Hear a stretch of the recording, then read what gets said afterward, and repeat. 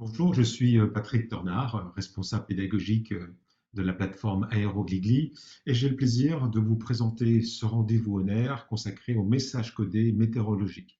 Alors, sans plus tarder, je vous propose donc de découvrir ce sommaire. On va débuter par les explications concernant la nécessité de créer un dossier météo. Alors, quand je parle de nécessité, il y a l'aspect réglementaire et puis il y a l'aspect également, j'allais dire, plus de bon sens, puisque vous imaginez bien que vous allez créer ce dossier météo pour pouvoir confirmer la tenue de votre vol. Ensuite, on va détailler les deux principaux messages codés qu'on appelle METAR et TAF. Et enfin, on terminera par le troisième qui peut apparaître en fonction des conditions météo qu'on appelle SIGMET. Bien entendu, pour ces différents types de messages, je vais m'appuyer sur des exemples pratiques. Alors, je parlais de responsabilité et de réglementation. Alors, effectivement, je vais débuter par ce point réglementaire, puisqu'il s'agit donc en particulier de deux articles de la réglementation SERA et NCO. SERA étant les règles de l'air européennes, qu'on applique en partie en France, et puis également une partie qu'on appelle NCO pour les avions non complexes qui équipent la plupart de nos aéroclubs et de nos écoles. Eh bien, ces deux points précisent que avant chaque vol, vous devez préparer et étudier les différentes informations, les bulletins, les prévisions météo, de façon à confirmer que vous pouvez mener ce vol et également que vous avez une solution ou des plans dits de repli. Donc, au-delà de l'aspect réglementaire, comme je le disais en introduction, c'est bien entendu la sécurité du vol qui va primer en recueillant ces informations et surtout en les analysant pour prendre une décision. Alors, ce dossier de vol, de quoi il est constitué?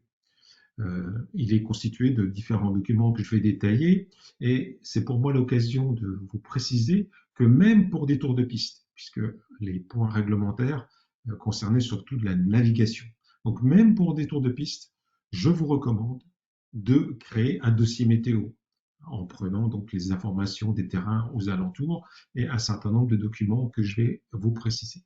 Donc même pour des tours de piste, constituer un dossier météo. Alors celui-ci, il est organisé autour de cartes à différentes échelles, hein, que ce soit de l'Europe, de la France ou même locale, et ces cartes sont généralement des cartes de prévision. On va rencontrer des cartes dites WinTem, que vous avez découvert peut-être déjà dans les cours, qui concernent les vents et les températures à différents niveaux. La carte la plus connue est celle, effectivement, des lignes isobars, hein, qui permet de détailler la présence de fronts, des cartes dites TANSI ou TEMSI, qui est donc l'acronyme de temps significatif, avec là aussi différentes échelles, Europe ou France. Alors bien entendu, pour faire un vol local, comme je le précisais tout à l'heure, vous allez surtout utiliser dans ce cas-là, dans votre dossier de vol, une carte dite TANSI France. Et puis, comme je le disais, les cartes de vent de température qu'on appelle WinTem. Ensuite, vous allez avoir, et c'est l'intérêt depuis maintenant plusieurs dizaines d'années, d'avoir des images satellites. Et celles-ci dépendent du capteur qui sont utilisés sur les satellites. On a des images dans le domaine du visible ou dans le domaine de l'infrarouge. Et sur le site de Météo France qui s'appelle donc AeroWeb, il y a une image dite colorée qui est une reconstitution qui permet d'avoir une analyse plus fine et plus précise de la situation. Enfin, on a également des images radar. Donc là, les images radar qui sont communément utilisées, ce sont des images qui vont vous préciser les précipitations, en particulier de pluie, de grêle, etc. Donc ces cartes sont également animées, c'est-à-dire que vous allez pouvoir jouer, lire les progressions des phénomènes dans le temps, et ce qui va vous permettre de voir l'évolution éventuelle, l'impact sur votre trajet. Alors, toujours dans ce dossier météo, vous avez également ce qu'on appelle des coupes de trajet. Et ça, c'est très intéressant puisque ça va compléter l'imagerie satellite, radar ou les cartes TANSI, puisque ça va vous donner des coupes dans le plan vertical. Là, vous avez sous les yeux une coupe de trajet entre la région parisienne et Perpignan. Et sur l'image de droite, vous voyez un certain nombre de phénomènes que j'ai souhaité afficher avec le relief, hein, c'est la partie sombre à la base de l'image, et les phénomènes qui sont répartis dans la tranche verticale. Donc ça, ces coupes de trajet sont vraiment très intéressantes et complémentaires. Toujours dans cette notion de coupe de trajet, il y a un site qui s'appelle Ogimet, et ce site diffuse deux types d'informations. Gramet Aéro, qui est donc la coupe verticale sur 24 heures des phénomènes sur un grand aéroport. Donc là, en l'occurrence, sur l'image de gauche, c'est ce qui se passe à Orly sur une journée complète. Et le deuxième message que diffuse Ogimet, c'est le message Gramet Météo. Et là, on va retrouver également une coupe de trajet entre un point de départ et un point d'arrivée. Là, vous avez sur cette image à droite la coupe de trajet, donc le Gramet Météo, entre Orly et Perpignan. Et là, on voit donc que cette coupe nous montre que le vol VFR dans les conditions du jour n'est pas possible. Donc, profitez donc de ces coupes de trajet pour compléter les cartes traditionnelles, j'allais dire, et les messages classiques que l'on va décoder tout de suite. Et puis, vous connaissez aussi ce site qui s'appelle Windy, qui est également une application. L'avantage de cette plateforme Windy, c'est de proposer un nombre très important d'informations avec une présentation très conviviale. Donc, je vous recommande également d'avoir dans vos favoris cette plateforme Windy. Là, par exemple, vous avez une image qui vous présente tous les nuages bas. Donc, c'est très intéressant. Là, on voit donc que la région parisienne et l'est de la France est recouvert de nuages bas, et donc ça veut dire que le vol VFR ne va pas pouvoir être possible a priori, puisque je n'ai pas les hauteurs là encore précisément. Voilà. Donc, carte, imagerie, coupe trajet, c'est vraiment le cœur de votre dossier météo. Et pour compléter ce cœur, j'allais dire, vous avez donc les messages codés qui vont être des messages soit d'observation, de prévision ou d'alerte. Alors, les messages codés, on va les rencontrer dans différents lieux. Pour des aérodromes, et dans ce cas-là, on va avoir des messages codés dits d'observation, et également des messages codés de prévision. Prévision d'aérodrome, observation plutôt d'aérodrome, ce sont les messages META. Et prévision, message codé de prévision d'aérodrome, ce sont les messages TAF.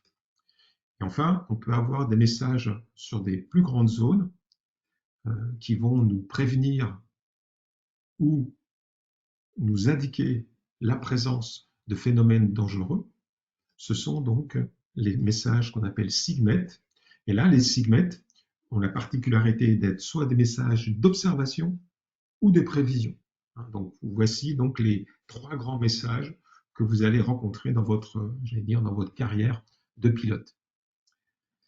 Et puis, pour compléter votre dossier météo, on n'y pense pas. Il est intéressant de savoir que Météo France propose donc un service. Alors, effectivement, c'est un service payant, en l'occurrence lorsque on utilise le téléphone, mais c'est la possibilité de compléter vos informations par un appel à un prévisionniste qui est spécialisé donc à aéronautique et qui va compléter votre dossier de vol. Attention, il va le compléter, mais votre rôle de commandant de bord, la responsabilité du vol, c'est vous qui l'assurez, et en particulier de la décision de partir ou d'adopter un plan B, voire C, en fonction des conditions du jour. Voilà. Les moyens d'accès pour ce dossier de vol et les différents paramètres, lorsque nous sommes au sol, bon, bien entendu, c'est Internet, c'est le téléphone, comme je l'ai dit, Et puis également de vous rendre, en fonction de la disponibilité de ces centres météo, de vous rendre sur un aérodrome pour rencontrer les prévisionnistes. Je vous incite, si vous avez la chance, entre guillemets, puisque c'est vrai que ces centres météo ont tendance à disparaître, mais sur certains aérodromes, ils sont encore présents. Donc je vous recommande vivement d'aller rendre visite aux prévisionnistes pour compléter vos dossiers météo et échanger avec eux. Et puis en vol, on a la possibilité donc de réactualiser ces informations avec l'écoute de messages qu'on appelle des messages Volmet qui sont disponibles en utilisant donc notre boîtier radio. Alors, ces messages Volmet en France ont disparu l'année dernière, mais je préfère quand même en parler puisqu'il y a encore d'autres pays où ces types de messages Volmet disponibles sur une fréquence radio sont encore disponibles. Et puis, bien entendu, vous pouvez réactualiser un message, une information, en demandant au service de la circulation aérienne de réactualiser une information. Vous faites un vol, par exemple, entre Biarritz et Strasbourg, eh bien, à l'occasion de ce trajet, si vous le faites non-stop, en vol, eh bien, avec les différents services, on va dire, par exemple, à mi-chemin dans la zone de Clermont-Ferrand, eh bien, vous pouvez, à l'occasion de vos échanges, réactualiser la météo, par exemple, de l'aérodrome de Strasbourg, en contactant donc le service. Alors, comme je parlais de moyens complémentaires, c'est un petit conseil. Il y a une application qui s'appelle AeroWeather, qui est gratuite, qui est disponible soit sur iOS ou sous Android. Vous pouvez vous satisfaire de la version gratuite. Elle est très intéressante puisqu'elle va vous permettre d'avoir les messages METAR, messages d'observation d'aérodrome, et les messages de prévision d'aérodrome qu'on appelle TAF sur l'ensemble de la planète. Et l'intérêt de le double intérêt de cette application, c'est que, au-delà d'avoir une couverture mondiale, c'est que vous allez pouvoir afficher les messages soit sur leur forme initiale codée ou décodée. Donc c'est un bon moyen d'entraînement pour vous entraîner à décoder ces messages qui vont être sur cette application, des messages d'observation METAR ou de prévision des TAF. Et puis, ça c'est le côté un peu cocorico, j'allais dire, il existe maintenant depuis, on va dire, quelques dizaines d'années, on va dire plutôt une quinzaine d'années, des applications sur tablette ou sur smartphone qui vous permettent de préparer vos navigations et de suivre en vol ces navigations par le biais donc, de cartes, ce qu'on appelle des moving maps, où vous avez donc la carte aéronautique et la position de l'avion, et vous suivez votre déplacement. Et donc, pour le côté cocorico, ce sont deux applications françaises, SDVFR et Maxet, toutes les deux proposent effectivement aussi de vous constituer le dossier météo nécessaire à votre vol. Voilà. Et puis, on ne peut pas oublier le guide édité par Météo France. C'est vraiment une petite Bible. Je vous recommande vraiment de l'avoir dans votre, j'allais dire, sur vos tablettes, sur vos téléphones, ou même de l'imprimer, puisque c'est un petit document, petit par sa taille, mais très intéressant dans son contenu.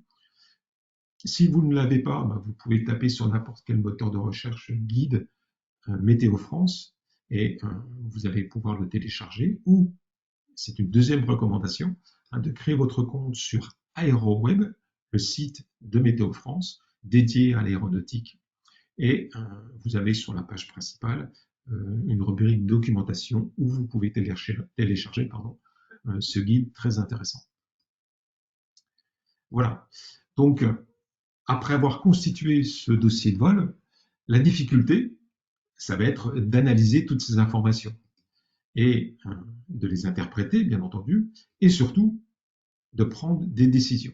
Et donc, dans votre entraînement, au début de votre formation, eh bien, c'est avec votre instructeur que vous allez échanger, qui va vous initier j'allais dire, à toutes ces astuces, à toutes, j'allais dire, ces particularités des différents documents, pour pouvoir prendre une décision et pouvoir voler, bien entendu, en toute sécurité.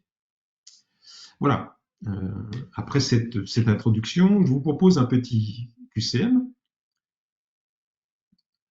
Je vous laisse découvrir ce QCM qui est issu de notre base de données, en sachant que tous les QCM qui y figurent sont des QCM d'examen. Voilà. Donc je vous laisse lire ce QCM et y répondre. L'occasion pour moi de faire une petite pause aussi.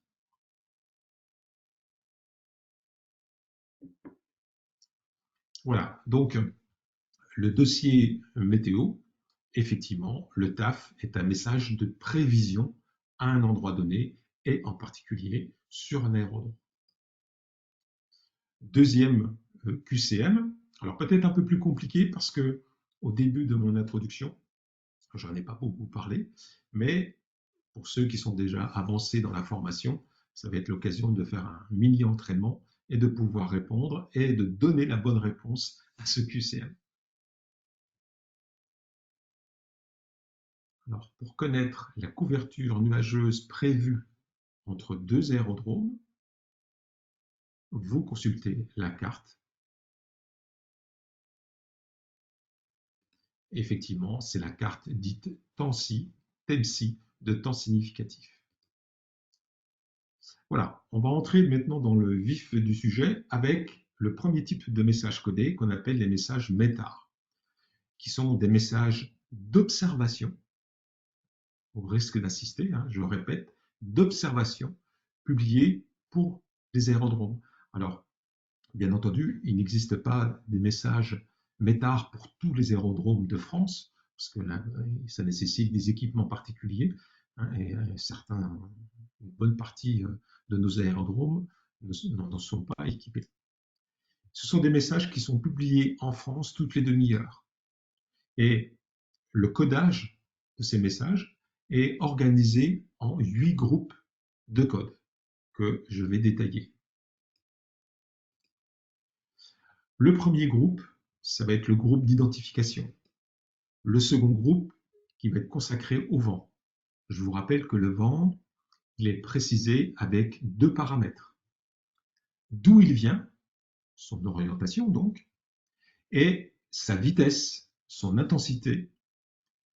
Ça, c'est le groupe 2 de ce type de message. Ensuite, on a un groupe qui est constitué de la visibilité horizontale et en particulier de la visibilité dominante. Je vais vous demander, pour ceux qui ne connaissent pas cette notion, de vous reporter au cours où sont précisées les notions de visibilité horizontale et en particulier de visibilité dominante. Le quatrième groupe, lui, est constitué du temps présent, c'est-à-dire est-ce que au moment de l'observation, il y a des situations de temps particuliers, des averses, de la brume, du brouillard, etc. Le groupe 5 va préciser la hauteur de la base des nuages.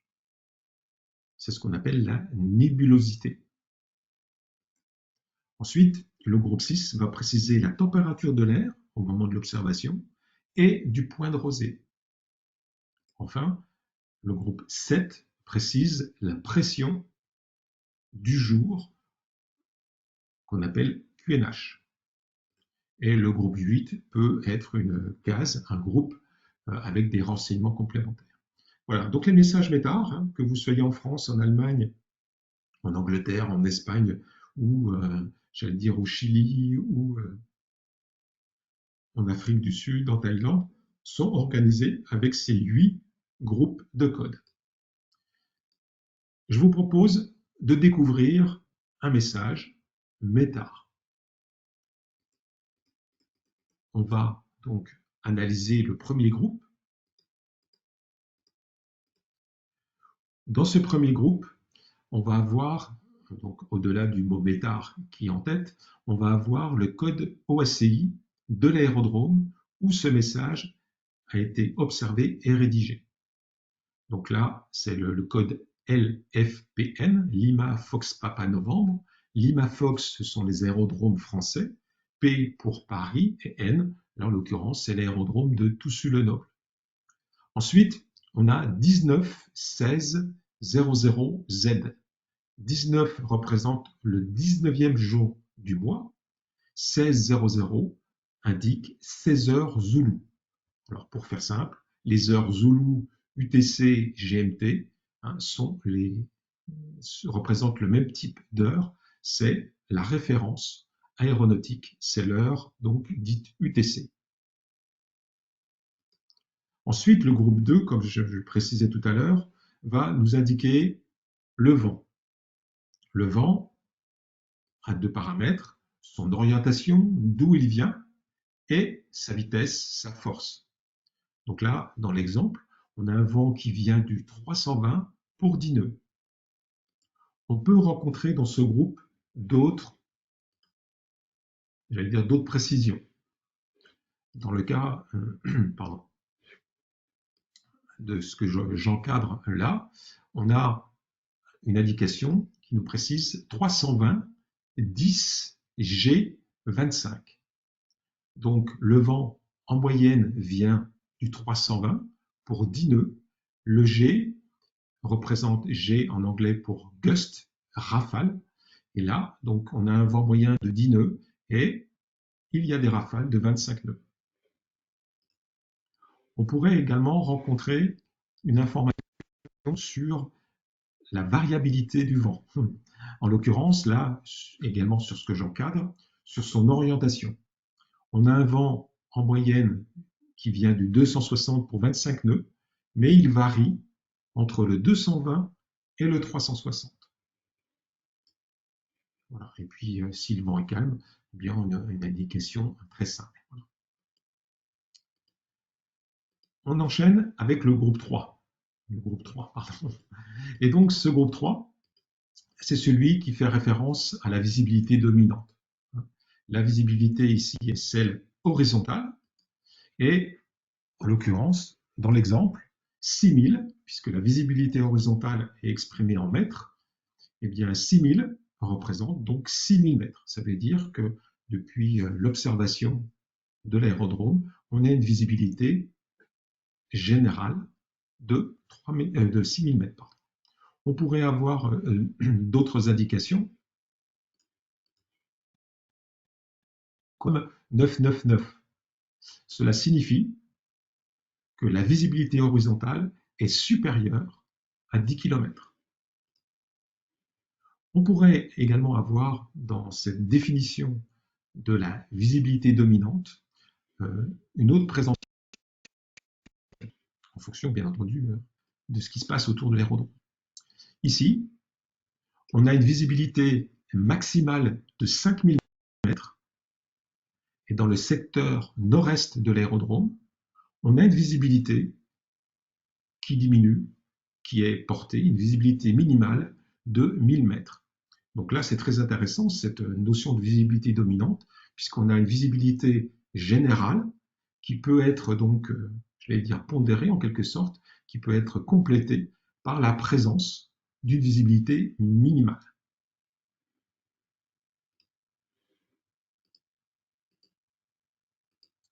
Toujours dans le groupe 3, on peut avoir également des situations où vont être indiqués les paramètres de PVP ou de RVR. PVP étant l'acronyme en français de portée visuelle de piste et en anglais RVR, Runway Visual Range. Ce sont des informations qui sont présentes sur des aérodromes généralement où il y a une activité IFR. Et quand ces informations sont présentes, cela signifie que pour les vols VFR, les conditions ne sont pas remplies et vous devez rester au sol. Et donc, RVR ou PVP peuvent s'exprimer de différentes manières. Je vais vous préciser le premier exemple, où là, on est sur un aérodrome, pour ne pas le nommer Charles de Gaulle, où il y a deux pistes, la piste 26 droite, la piste 26 gauche, où dans le premier cas, on a une visibilité horizontale de une PVP de 150 mètres, et sur la deuxième piste, 26 gauche, une visibilité horizontale, une PVP de 300 mètres. On peut avoir également, en fonction de ce qui se passe toujours sur l'aérodrome, on peut avoir des précisions sur cette portée visuelle de piste, avec des indices, ici D ou U. D signifie que le paramètre, en l'occurrence ici 1000 mètres, est en diminution, et sur le second, le U signifie qu'on a une visibilité, une PVP, qui est en augmentation. Voilà donc pour ce paramètre, donc PVP RVR. Voilà, on poursuit donc maintenant avec le groupe 4, qui est le temps présent. Alors là, il y a de nombreuses abréviations. Là, RA est l'abréviation de pluie. Donc là, le temps présent au moment donc de l'observation est la présence sur l'aérodrome de pluie. Ce groupe 4 peut être précédé soit du plus, soit du moins. Lorsque le signe plus précède ce groupe 4, cela signifie que le temps présent a une forte intensité, ou le signe moins, et il a donc une plus faible intensité. On passe maintenant au groupe 5, qui est celui de la nébulosité. Nébulosité qui est caractérisée par 4 rubriques, 4 paramètres. Few, scattered, broken et overcast. Le ciel est divisé en 8 octas. Et en fonction de la présence des nuages, on va avoir donc 4 paramètres. Few, c'est de 1 à 2 octas. Scattered, de 3 à 4. Broken, 5 à 7. Et overcast, 8. Donc few, c'est peu. Scattered, c'est épars, en français dans le texte. Broken, c'est fragmenté ou morcelé. Et overcast, c'est couvert. Attention, pour ce groupe 5, il s'agit d'une hauteur. Et là, broken 0,30 signifie qu'on a une couche donc, de nuages qui couvrent le ciel entre 5 à 7 octas à 3000 pieds par rapport à l'aérodrome, au sol de l'aérodrome. On peut rencontrer d'autres informations, toujours dans ce groupe 5, qui sont liées. VV et 3 traits signifient que le système ou l'observation indique que le ciel est invisible. On peut avoir également un autre acronyme NCD, No Cloud Detected, avec la particularité, c'est que le système n'a pas détecté de nuages ou n'est pas capable de détecter deux types de nuages, des cumulonimbus ou des tower congestus.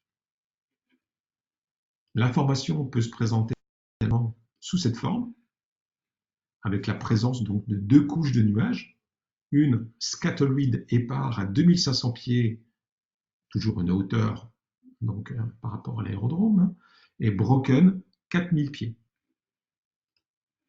Ce groupe 5 annonce et précise la présence, lorsque l'observation peut être faite, de deux types de nuages, des cumulonimbus et des tower congestus. C'est ce que nous avons par exemple ici, où on a des nuages cumulonimbus avec une notion de nébulosité broken à 3000 pieds. Lorsque trois petits traits sont présents, cela indique que le paramètre correspondant, n'a pas pu être mesuré.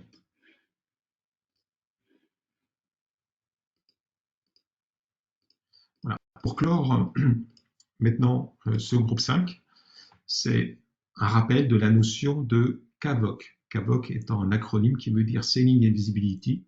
OK. Et pour avoir donc cette notion de CAVOC présente dans les messages, il faut qu'il y ait 4 conditions remplies.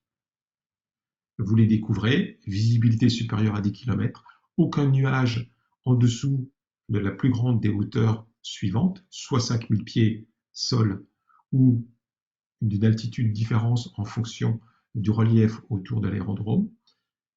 Pas de cumulonimbus ni de tower congestus et pas de temps significatif. Donc si ces 4 conditions sont remplies, à ce moment-là, vous allez pouvoir avoir cet acronyme CAVOC. On va passer au groupe 6, qui est relativement simple, puisque il est constitué de 2 chiffres. Le premier est la température de l'air, et le second, la température du point de rosée. On peut avoir une indication, j'allais dire, avec M, lorsque on a des températures négatives. Le M représente minus, donc le signe moins en anglais. Donc dans ce que je viens d'entourer, on a une température de l'air de plus 5 degrés Celsius et une température du point de rosée de moins 2. Ensuite, on a le groupe 7 qui précise donc le QNH arrondi à l'hectopascal inférieur. Donc là, 1010, on a donc sur le lieu d'observation un QNH de 1010 hectopascal. Voilà, et on va terminer l'analyse de ces messages METAR avec, avec l'information du groupe 8, où là, un peu par simplicité pour pas donc charger ce rendez-vous, ce sont des informations complémentaires et là, je vous recommande de vous reporter au cours. Voilà, tout simplement. NOSIG, tout simplement, signifie qu'il n'y a pas de changement significatif dans les 2 heures de l'édition du message. Voilà, on a terminé pour ce qui est donc des messages METAR, qui sont des messages d'observation d'aérodromes. On va passer donc à la deuxième catégorie de messages codés, qui sont les messages TAF. Vous pouvez faire une petite pause, n'hésitez pas à marquer un arrêt. Voilà. Donc, deuxième type de message, les messages donc, de prévision d'aérodrome. Et là, on va voir qu'il y a différents types de publications, qui sont généralement des publications courtes ou de longue durée. C'est pour ça qu'on va avoir des TAF courts et des TAF longs. Et là, également, on va retrouver des messages codés qui sont organisés par groupe de code. Et vous allez découvrir que ces codes sont assez simples à analyser puisqu'il y a une grande similitude avec les messages de METAR. Alors, premier groupe, identification, le vent. Donc, on va retrouver les mêmes principes de codage. Ensuite, visibilité dominante, le temps présent, la hauteur de la base des nuages, la température de l'air et le point de rosée. Donc, ces 6 groupes qui sont donc facilement maintenant, j'allais dire, reconnaissables, puisqu'on les a déjà analysés en quelque sorte avec les messages METAR. Alors là, la grande différence, puisque c'est de la prévision, on va pouvoir avoir sur ces 5 groupes les notions d'évolution et de tendance. Et comme je l'indiquais, on va avoir 2 types de messages, soit des messages courts, soit des messages longs. Message court, validité de 9 heures. Message long, soit 12 heures de validité ou 30 heures de validité. Pour ce qui est des messages courts, ils sont émis toutes les 3 heures et les messages longs, eux, sont émis toutes les 6 heures. Et très intéressant, ils sont disponibles avant leur validité. Et que ce soit court ou long, bien entendu, comme je l'ai dit tout à l'heure, on va avoir un système de codage qui va nous préciser l'évolution de certains paramètres, de certains groupes de code et leur probabilité de présence. Depuis quelques années, on a un groupe de température qui précise les températures maximales et minimales pendant la période de prévision. Alors là, c'est une petite, c'est un peu private joke. Effectivement, ce message, on a une pseudo-règle qui nous montre que plus le message est long, il y a de fortes probabilités pour que le vol ne soit pas possible. Et si le message est très court, le TAF est très court, eh bien, généralement, le vol est possible. Alors, comme tout à l'heure pour le message METAR, on va s'appuyer sur un exemple. Alors voilà, effectivement, lorsqu'on voit ce type de message, ça fait un petit peu peur, d'où ma réaction. Ça pique un peu les yeux, comme on pourrait dire vulgairement. Et bien là, on va décortiquer ce message toujours en étudiant les groupes qui le constituent. On a donc un groupe d'identification. Là, en l'occurrence, LFPG, c'est l'aérodrome de Charles de Gaulle. 21 17 00 est le moment de la rédaction, de la publication. Donc, ce message a été, on va dire, diffusé. Il est diffusé pour le 21e jour du mois à 17h Zoulou. Ensuite, on a la période d'observation, je fais un lapsus, la période, je me reprends, la période de prévision, soit longue ou courte. Là, en l'occurrence, la période d'observation commence le 21 à 18h et se termine le 22 à 24h. Donc, c'est donc un message de prévision, un TAF long, puisqu'il couvre une période de 30 heures.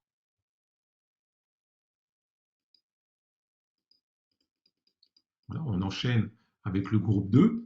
Donc là, je vais passer également rapidement, puisque c'est ce qu'on a déjà étudié avec les messages METAR. Orientation, d'où vient le vent, et la force du vent. Hein, donc, pour le premier exemple, 190 nœuds, donc le vent vient du sud pour 10 nœuds. Et enfin, pour le quatrième groupe, 220 G 30 nœuds, ça veut dire que le vent en moyenne vient du 200 pour 20 nœuds, avec des rafales à 30 nœuds.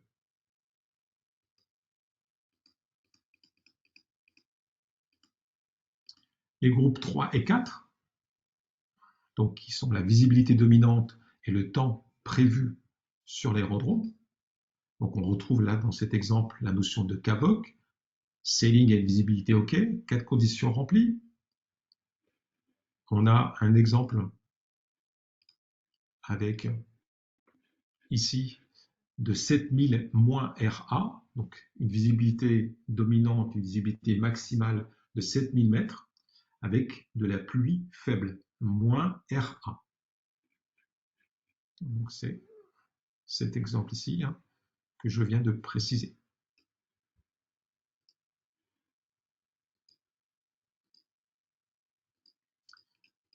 On poursuit l'analyse de ce message TAF avec effectivement la particularité de ce type de message, puisque ce type de message va comporter l'évolution et les probabilités de la présence de phénomènes.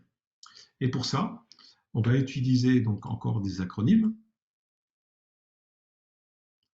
On va utiliser les acronymes BECMG, qui signifie en anglais Becoming. Et donc, si je poursuis l'étude de cet acronyme, BECMG 21 18 21 20, 150 10 nœuds. Cela signifie que à partir de 18h le 21 jusqu'à 20h le 21, le vent va prendre pour orientation 150 degrés et 10 nœuds.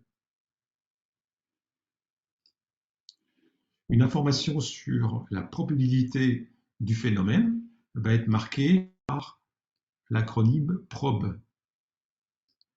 On peut avoir deux types de probabilité.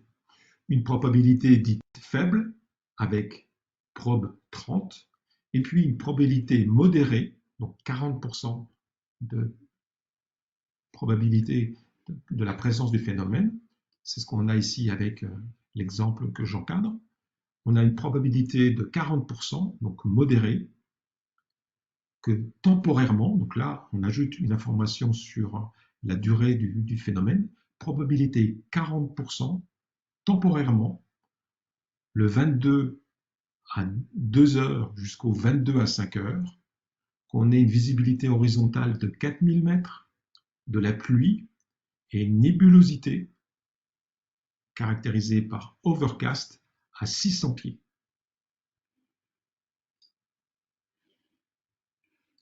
Et donc, tempo est un autre acronyme qui marque effectivement un phénomène qui n'est pas tout le temps présent.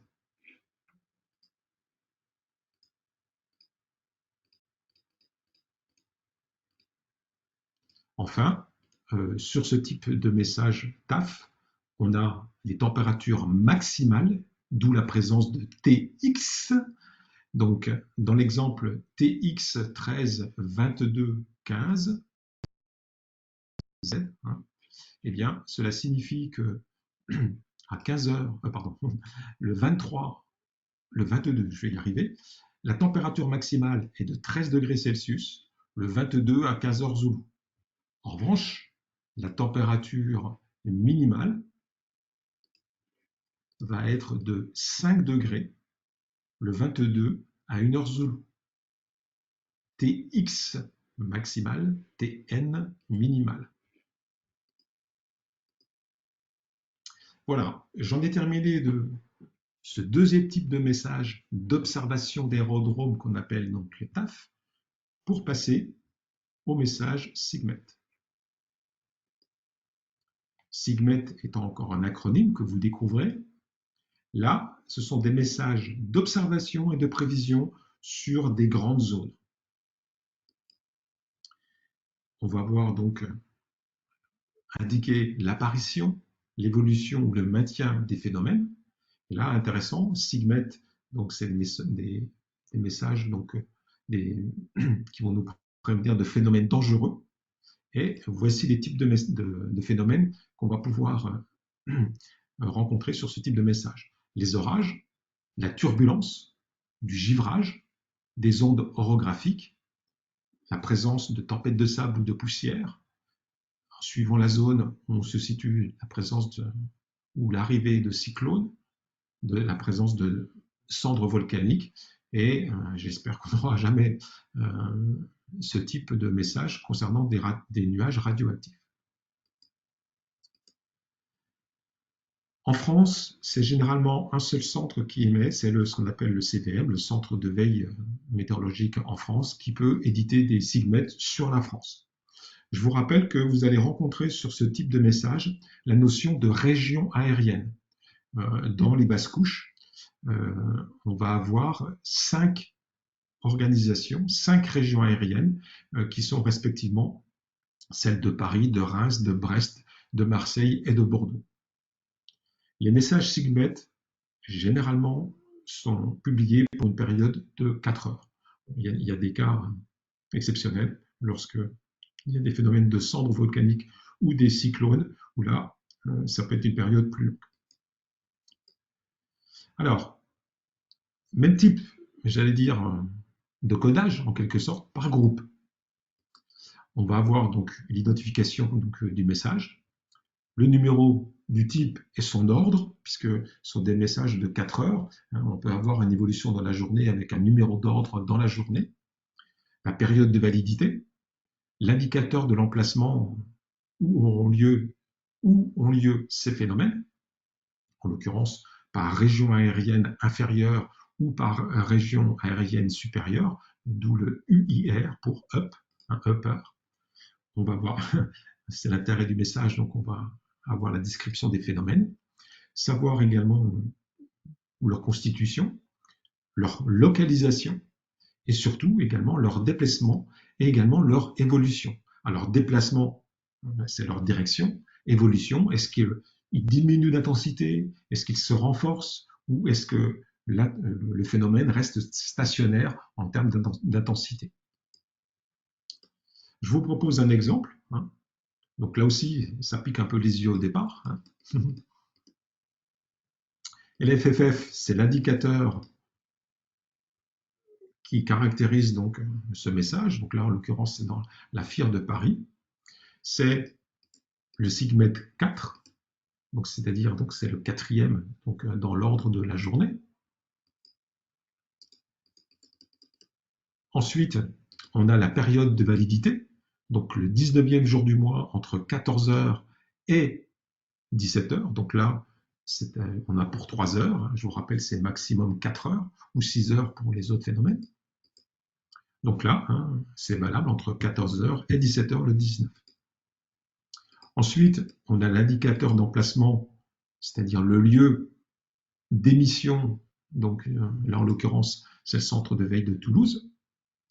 Ensuite, on va avoir donc où ont lieu ces phénomènes par région inférieure ou par région supérieure. Alors, on commence ici avec la description du phénomène rencontré ou prévu. Là, en l'occurrence, on a sévères turbulences, qui sont donc des turbulences sévères. On peut avoir d'autres informations, comme je l'ai dit tout à l'heure, du givrage, des orages, des turbulences. Donc, sévères turbulences.